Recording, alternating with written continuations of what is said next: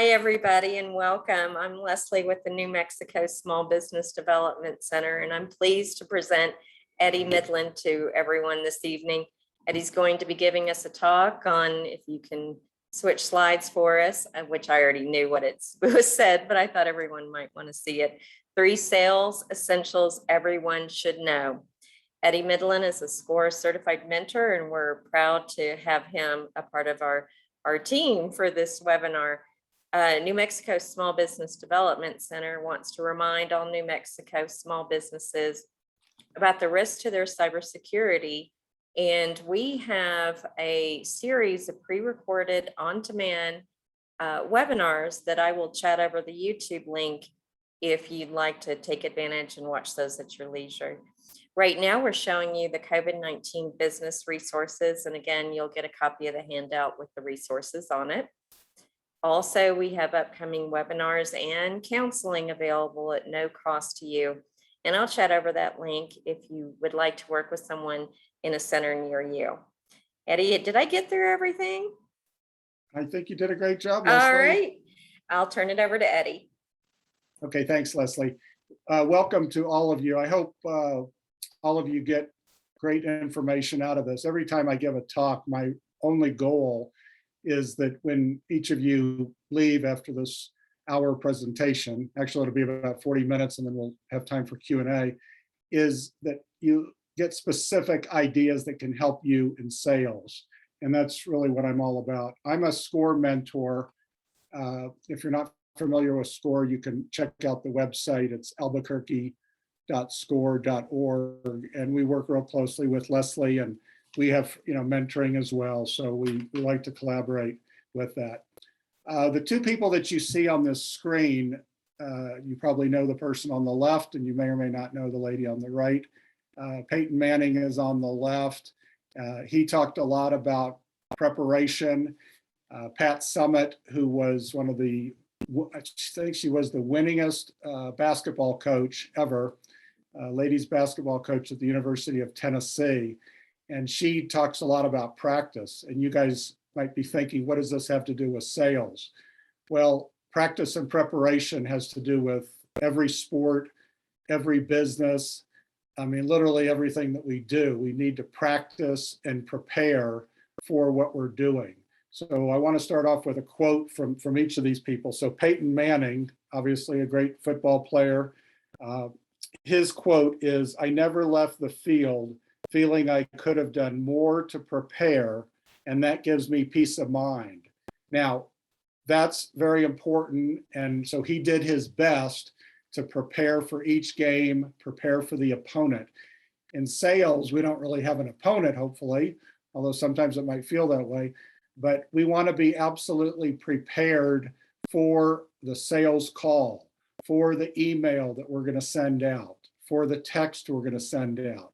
And please be aware that every communication is critical. And so you need to be prepared for that. Pat Summitt had a great quote.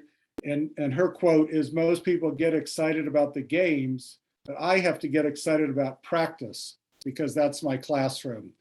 And so again, it's the same with us as salespeople. And by the way, my background is sales. I mean, I'm a sales coach and an author and a public speaker, and I had my own sales. I was a manufacturer's representative in the floor covering business, things like carpet and tile, and things like that. For 32 years, I had my own business. And prior to that, I worked actually as an employee for a carpet mill. So practice and preparation has everything to do with sales. I'm going to talk to you guys about the art of selling. A lot of people think, oh, this man or woman is outgoing, give them some information and have them go sell. It doesn't work that way anymore. And I don't think it ever did, really. There is an art to it, just like there's an art to being a great dancer or a great football player or basketball player. There's an art to how you do it. And that's what I'm going to talk to you guys about. There's an importance to having a coach. Peyton Manning, had a coach his whole career. Obviously, he made millions and millions of dollars.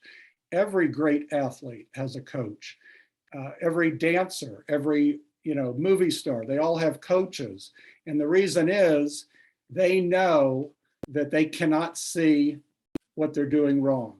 And they need to have an ongoing relationship with their coach or coaches. Some people have up to 5 coaches. I know they have psychologists. They have, golfers have swing coaches.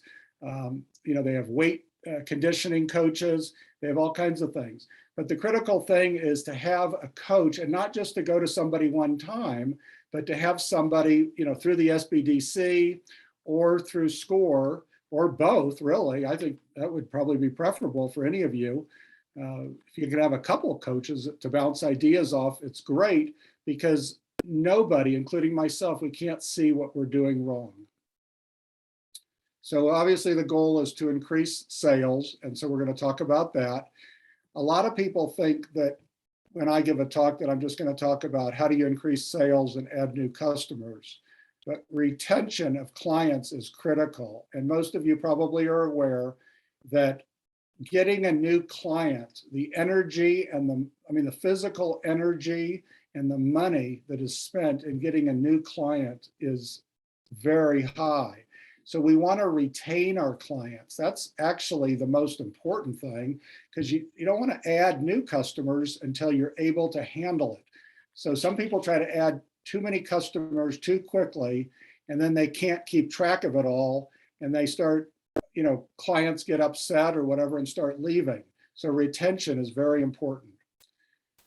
We all need to take action and invest in ourselves. And I don't mean necessarily financially, but at least say to ourselves, hey, I want to be a better salesperson. And if any of you are not in sales, but maybe you run a business and you have salespeople, or maybe you run the business and are the salesperson, you need to invest in yourself and take courses, have mentors, take action, because the people that take action and work on themselves are going to be the best, are going to do the best in life and, in business.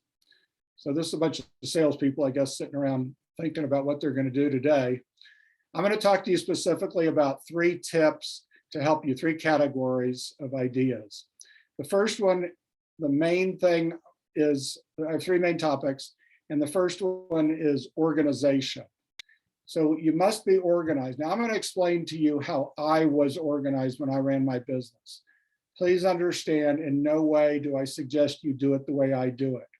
All I want you to do is be organized in whatever way you do it, so that every day, you come into the office or whatever you do, and you know exactly what you're going to do. So again, this is just the way I did it. I had 2 stacks of projects. So I worked by the project. So I'm just going to use an example of selling carpeting, because that's easy for everybody to understand. So my primary focus was working with architects that design buildings and working with them to hopefully have them select my carpet for projects. I also worked with facility managers at schools, churches, hospitals, that type of thing.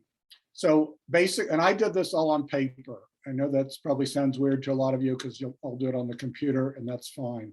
But I did it on paper. So literally on each piece of paper, I would write in the top the name of the project, the name of the person that, my contact, the facility manager at the hospital or the architect that's designing the building. And then I would keep all my notes on that.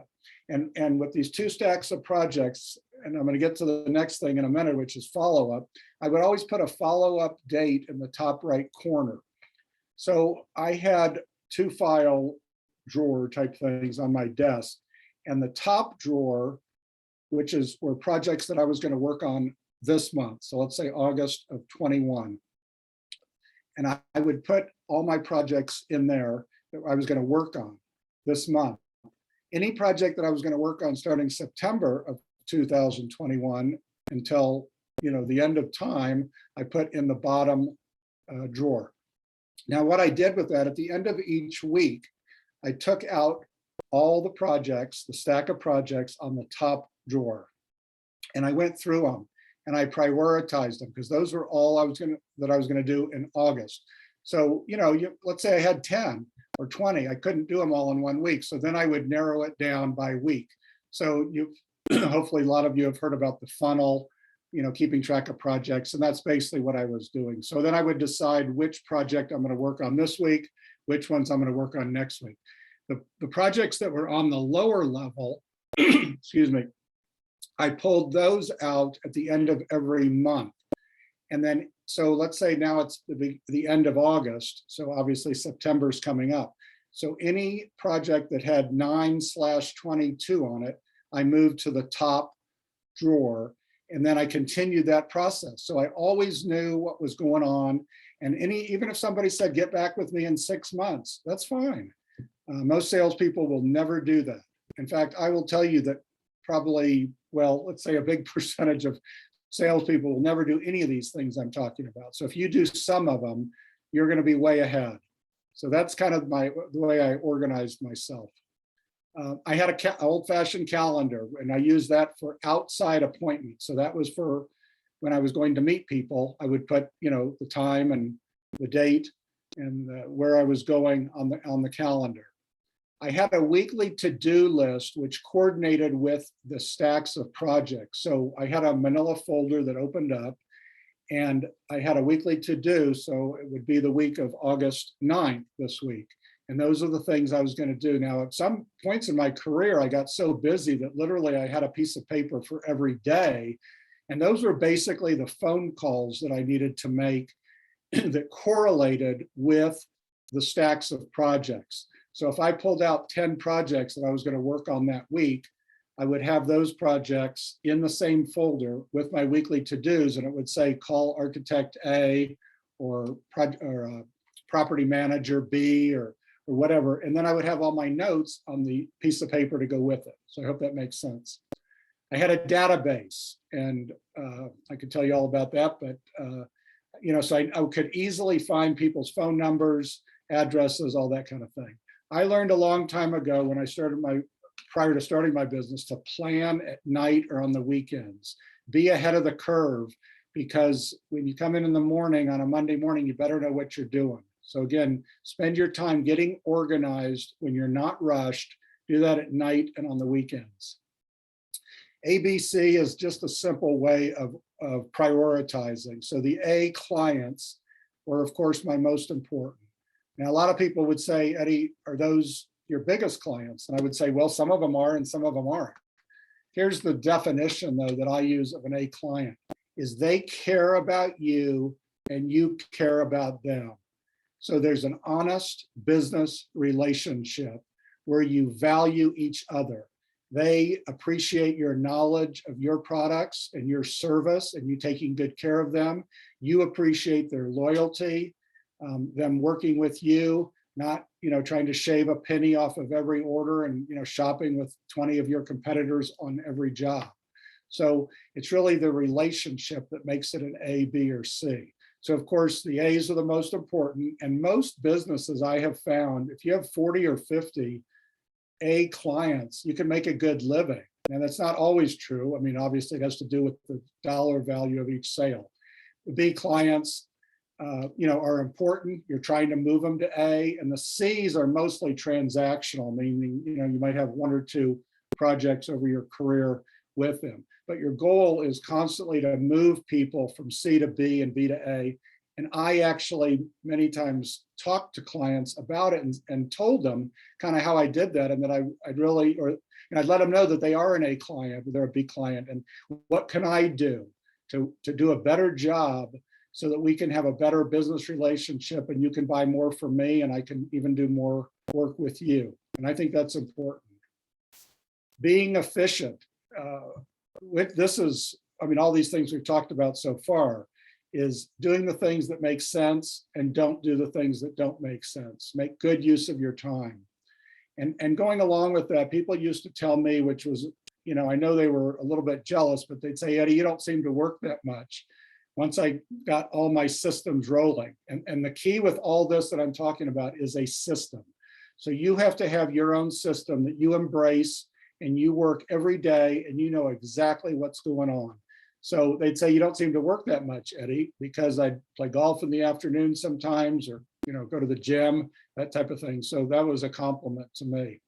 The next topic is follow up, which is absolutely critical as well. There's always something to follow up on, whether someone has just bought something from you or they bought something from you 5 years ago, because you never know when they're going to buy something again, or they may be a source of a lead where they tell you about a friend or somebody else that may need your product or your service. Now, the wording of this, when would you like me to follow up with you, is very important, because, and let me just tell you guys this, I've made every mistake in the book. So my whole goal with being a SCORE mentor and helping people for free is I want to try to alleviate some of the problems so you guys don't have all the problems that I had. So I used to guess at when the follow-up date would be, and that was a big mistake, because then I would start to annoy people. And everybody kind of has a line in the sand of how much you can bother them and when to get back with them. So if you just say, will you please tell me when would you like me to follow up with you? It really doesn't matter whether it's tomorrow or 6 months from now. And don't think that they're not interested if they say 6 months from now, because if you're the person that follows up with them in 6 months from now, you'll probably be the only one.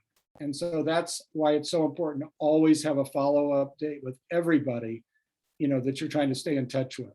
And that's exactly my next point, is to stay in touch with everyone. And that's why you have to be so organized when you grow your database, is that you're not forgetting people. And you may think they're not important now, but 5 or 10 years from now, they may be important. And I'm going to tell you about a story about that in a minute. Be one step ahead of the client. Basically, so let's just use carpet again. So a flooring contractor or somebody would order some carpet, and I would tell them, when it's going to be here. My job is to keep them posted. It is horrible, in my opinion, if clients have to call and say, hey, when is my order going to get here? I thought you said it was going to be here. So stay in touch with your client. Your client probably buys all kinds of things, and you're just a small part of what they do. And so you need to stay in touch with them, and you need to be proactive to keep them posted. And we all know in today's society, customer service is horrible. I could give you tons of examples of things I buy online and call people up and they don't ever call you back. And it's just horrible customer service. So try to be one step ahead of the client. Be prepared, which goes along with a lot of these things we're talking about. Know exactly what you're going to say at each meeting. And so keeping track of every project. What I mean by be prepared is know exactly what you're going to talk about at the next time you see that client, or next time you email with them. Know exactly what it is. You may think of it right after you meet with them. They may tell you, next time we get together, I need this information, or I'd like you to get this. Write it down. If you think of something later that you want to tell them, put that on that piece of paper that I talked about, where you keep track of that client and know exactly what you're going to talk about next time. So many salespeople go into a meeting with a prospective client and they have no idea what the purpose of the meeting is. And I mean, the salesperson doesn't know, and that's terrible. So know exactly the 3 or 4 or 5 things you want to get across and you want to discuss at the next meeting. The 20-80 rule, you guys probably know the 80-20 rule, which is 80% of your clients, 80% of your business will come from 20% of your clients. And that's absolutely true. But I have learned in my life as a sales professional that we all do a lot of things that we waste our time. We're inefficient. And I have found that 20% of what we actually do on a weekly basis will result in 80% of the sales. So again, being efficient. Okay, so I want to tell you about a big project that I sold by staying in touch. So there was an architect that I had worked with for a long time and worked on a couple very small projects. And this is like over a 10-year period. He called me up and he said, I have this big project that I'm doing for a client, and I want you to handle all the flooring. And I knew the reason he had called me is because I had stayed in touch with him over the years and always let him know about new products and things like that. So I ended up doing very well on this project. I was able to actually negotiate the project with the person that owned the building. It was a very large project and it was beautiful. And I got this order, I'm absolutely certain, because I stayed in touch with this architect and he trusted me. So that's another key word, is trust. And that by you staying in touch with people, they will start to trust you. And it's a proven fact that nobody will trust you or me as a salesperson until they have seen you face to face 5 times. And I know with COVID it's different, but you got to stay in touch with people. Psychology of sales. This is the third of the groups I'm going to talk about, along with communication. Okay, we have to work on ourselves in psychology, and that is not easy to do. We have to look in the mirror and say, what are we good at? What are we not good at? What do we do in meetings when we're meeting with a client that's good? What do we do that's not good? And I highly suggest you talk to your friends, coworkers, anybody, and get constructive ideas on yourself. Again, most people will never do this. If you do this a little bit, it'll really help you. And in a minute, I'm going to tell you some specific things I've done to work on myself.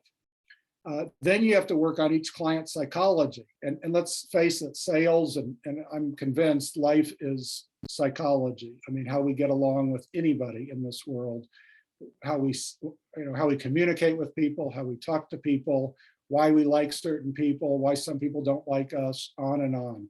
So you have to try to quickly figure out each person's psychology. Do they want you to talk a lot?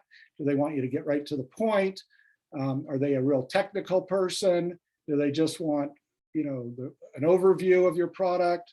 How often do they want to see you? And each person's going to be different. And so I suggest you make notes of all those on the pieces of paper I talked about earlier. Okay, how much do you talk? Now, obviously, I don't have any problem talking, but I have learned to talk less. So that's one of the things, and I'm going to explain that to you in a minute. So how much do you talk? Do you talk too loud? Now, of course, when I read that, I always talk a little bit softer because it reminds me, hey, Eddie, you're talking too loud. And it's actually interesting that when you talk a little bit softer, people will actually perk up their ears and listen more. Do you interrupt? I used to. It's a horrible thing that I used to do, but I'm pretty good at it now. Are you smiling when you're on the phone, when you're in person? Did you know that people can actually tell whether you're smiling or not when you're on the phone? They can tell that. Are you aware of your body movements? Eye contact. That's really important. Look at the person's eyes. And the difference between listening and hearing. I mean, we hear all kinds of noises all throughout the day, but how are we really a good listener? And I used to be not a great listener, and I've become a great listener because I've worked on it. And I'm going to tell you how I've done that in a minute. And this is another psychological fact. The best listeners are the most well-liked. So if you become or are a good listener, people are going to like you more. Try to listen without the intent to respond. That's a hard thing to do because we live in a world where if there's nobody talking, it's like, this is weird. Somebody said something and then they expect the other person to respond immediately. So if you can listen without the intent to respond, and one of the ways I do it is by taking notes. So that's one of the things I have gotten very good at, is having a pad of paper and a pen at every meeting and taking notes.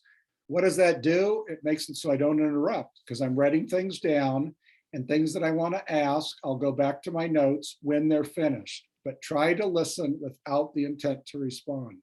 Now, I use this, I need a helper when I'm in person giving a talk, so it's a little bit harder over the computer, but I'll try. So basically what I do is I have someone come up to the front of the room where I'm speaking, and then we stand about 10 feet apart. And then I say to the person, let's pretend that we work at the same office, and we're in the office, and we're walking past each other in the morning, and we're just saying good morning. So we do that, and the other person says hi, and I say hi or something like that. And we just keep walking.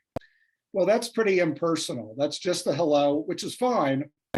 But then the second time I do it, I say, let's do this again. So they walk by and they say hi, and I put out my hand and I say, hey, how are you? It's good to see you. I know you weren't feeling well last week. Are you feeling better now? And the point I want to make to you is that shows sincere interest in another person, as opposed to just, hey, how you doing? So keep that in mind. Okay, communication goes along with psychology. This is a very interesting statistic, that 55% of all communication is nonverbal. 38% is the tone of voice, and that's something I definitely need to work on more. And only 7% is the words. So when you're giving a sales presentation, you're talking to a family member, you're talking to anybody, only 7% of what you say is how they receive what you said. 58% is your body movements. Are you clicking a pen? Are you, paying attention? 38% is tone. So that it's, to me, it's incredible. So I have learned to talk softer. I have learned to not click my pen. I have learned to take notes. So I encourage all of you to work on things that you can do to improve your communication skills. The words, please tell me, are very powerful. And I use it every day with any of my, SCORE mentees, people I'm coaching, counseling, my family members. And here's the deal. If you meet somebody for the first time and you say, or they say to you, please tell me about yourself. Well, 99% of people in the world are not going to take that as offensive, because it's just an open-ended thing. Hey, please tell me about yourself. You're not asking anything personal. And so the person will tell you what they feel comfortable with. And so I've actually added the words, will you please tell me? Because, and actually a friend of mine, this lady used to sell wall covering products, and I sold, flooring, as I told you, but we worked with the same kind of clients.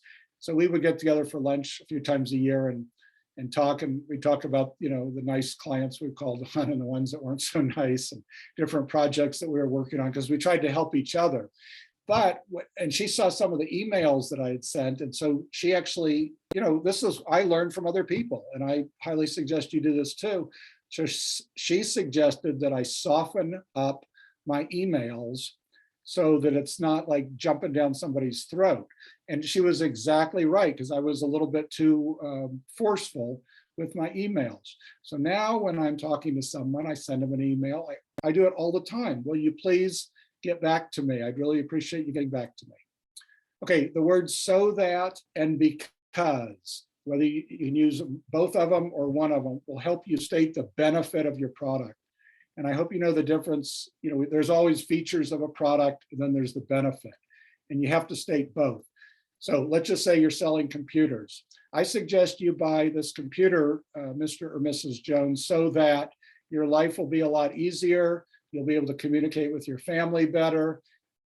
I suggest you buy this computer because you will really enjoy it. So in other words, those two, either so that or the word because, helps you state the benefit, which is very important. Okay, I know how to juggle, which I can't do on Zoom, but juggling gives me confidence. And I suggest you think of something that you can do that gives you confidence that most other people can't do. And I'm sure there's something that you can think of. And I always talk about in sales, you must have passion about what you're selling. If you don't care about the product or service you're selling, it's going to be hard to sell. So you got to have passion. Then you want to have fun with it. I mean, I enjoy doing these talks. I'm not making any money. I just do it because I like it, and I'm trying to help all of you guys. So I'm not trying to make a profit, but you guys will. So if you have passion about your product or service, you have fun, it'll all turn into profit. A presentation without a demonstration is just conversation. And I hope you'll always think of that. So I used to juggle when I would give talks. on sales. And even I didn't necessarily juggle when I was selling flooring, but I would have samples and I would hand them out, and I would let people touch and feel and ask questions about it. So I highly suggest you have some kind of a presentation, because if you just give a presentation and there's nothing to look at, there's nothing to do, it's boring. Okay. And now we've all been to webinars or meetings in person where people do a PowerPoint and it's all words. I mean, I tried to make mine a little bit fun with putting different pictures and things on there. But so try to think of something that you can use as a demonstration. Okay, this is the last slide before we get to questions and answers. And this is a personal story about me, which I'm going to relate to each one of you.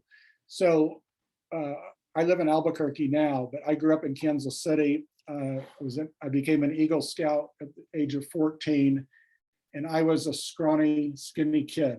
So, and that's just the truth. I wasn't, a rough and tumble 14-year-old kid like probably, well, the majority of young boys.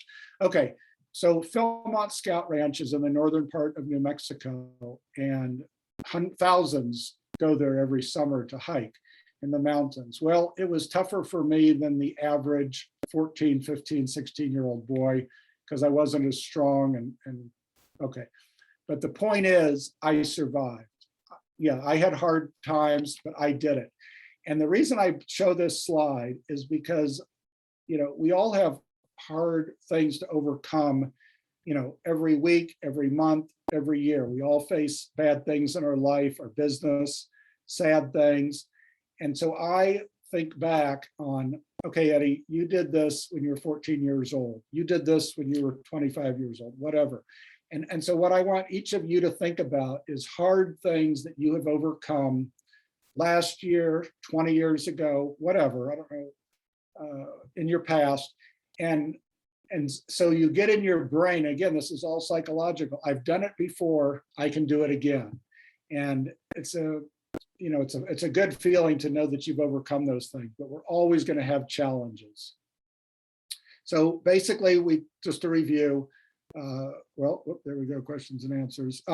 So we talked about organization, which you have to be organized in some way. I told you how I do it, but the critical thing is that you are organized, that you follow up on everything, and you never take any person or company for granted. I mean, the only way I would quit calling on somebody or quit trying to do business is if they treated me poorly, if they were mean or disrespectful. Absolutely, forget them. You don't need them. So, but otherwise, do your best to stay in touch with everybody and follow up. And then the psychology of selling and communication. So I hope that's been helpful. Questions and answers. Leslie, I guess I'll turn it back over to you and see what we've got. Okay. While we're waiting for any questions that come in, we don't have any right now, but I do want to remind everyone that all our webinars are no cost.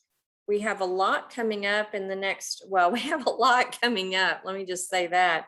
But just coming up this week, we have personal liability and how to avoid it in your business. We have 2 bilingual sessions, one on transitioning to the new normal and one on accessing financial resources. We have Vic Bernaclaw. He's going to be coming to us this week on part 2, putting your business plan into practice. We have PPP, EIDL, and employee retention tax credit implications. Whew, I got it all out, but are you tax ready? So that's a good one if you've received any of that funding and you're not sure about your taxes. We also have coming up, we have Eric Spellman coming up. He talks about who's stealing my art, online plagiarism. So there's quite a few to help your small business. I did have one question, Eddy, is that what you talk about the psychology and you talk about keeping in contact and stuff. Do you have just like a good opening line, because sometimes you're going to them and sometimes they're coming into you, and it's important to attract them and retain them. But is there a good icebreaker that you can think of to just kind of get you going? Yeah, let me give you a couple examples on ice breaking. And by the way, I'm glad you brought that up, Leslie, because I have a white paper that I've been talking about getting to you that you could get to all the attendees. And it's called Mastering the Cold Call. And it, well, I was gonna say it's really good, but yeah, I wrote it, so it must be it's pretty good. But I mean, it is a hard thing. So, okay, so let's say you have a retail store. So I'll give two examples. One is somebody's coming to you because you have a retail store and you're selling. What you want to do is say something like, welcome to our store. I hope you have fun. And I just want you to know I'm here to answer any questions if you'd like. So please feel free. But what you don't want to say is, may I help you? Because then most people are going to say no. So I would say, don't give them the chance to say no. Just make them feel comfortable, like they're coming into your house. So, welcome to our store, nice, I appreciate you coming in, that type of thing. If you are a salesperson that's going to, calling on a dentist's office or, any office building, the best icebreakers are to talk about something in the building, on the wall, anything like that. So if you walk up to the receptionist, which is probably what's going to happen if it's a cold call, is, you just say, wow, this is really a pretty building, or, this is really a pretty picture on your, or wow, that's a pretty picture of your family I see. Anything to get them to, to talk is a great icebreaker, as opposed to, hi, my name's Eddie and I sell carpet and who do I talk to? That's not a very warm way of doing it.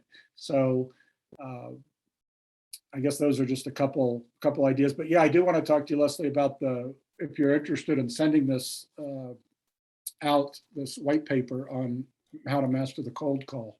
Absolutely. And we can get that up, and I send, after the webinar, I do send a copy of the presentation. So I can check with you and we can send it out, because I think that would be good. Cold calls are always a little bit nerve-wracking. So any kind of tips that we can have when we're doing it is great. Well, and let me just add to that, because and this is all in writing, so when I get it to Leslie and she gets it to all of you guys. So if you're making a sales call to a business, which is really what I did, and I understand some of you may be in retail, but if on a business, is the receptionist, the secretary are absolutely the most important people, period. And you must become business friends with them. They know what's going on there. They know you need to talk to their boss or the purchasing agent or whatever, but you absolutely have to be very nice to the person that greets you at the door. And absolutely write down their name. Don't feel like it's silly to walk in with a pad of paper and a pen and, just introduce yourself and, this is a really pretty building, or, well, there's pretty flowers on your desk. Anything to get them to kind of smile and lighten up a little bit, and just say, will you please tell me your name? And then, once you know their name, because you're going to be talking to them a lot. I mean, they may answer the phone every time you call. They may see all the emails that you send to their boss. But if you don't treat them well, I can pretty much tell you you're going to have a dead end, because they're going to talk to their boss, obviously. And believe me, and I've done all the above, I've made all the mistakes. So if you're not nice, or you're too pushy, or you're in a rush or whatever, and they say to their boss, well, this person came in and was kind of rude, or, just asked, who's the boss or whatever, and, discounted me, that makes them feel bad. So you need to absolutely make the receptionist, we call it the gatekeeper, who keeps you, who either lets you in or doesn't let you in, to talk to the purchasing agent or the owner of the company, or whoever you need to talk to that makes the actual decision. So that's part of, on the piece of paper that I was talking about with that business, is you're going to have his or her name, if you can get their email address, I mean, and this is all in this white paper, but sending them a thank you note. I mean, whoever sends a secretary or a receptionist a thank you note? Very few people. And so if you do it, I mean, it goes miles. It's going to help you get in the door and do business with those people because you're a friendly person. Absolutely great advice. And if there's not any other questions, we're going to wrap it up for this evening. I want to thank Eddy for giving us this information. I want to remind everyone that Eddy will be again with us next week.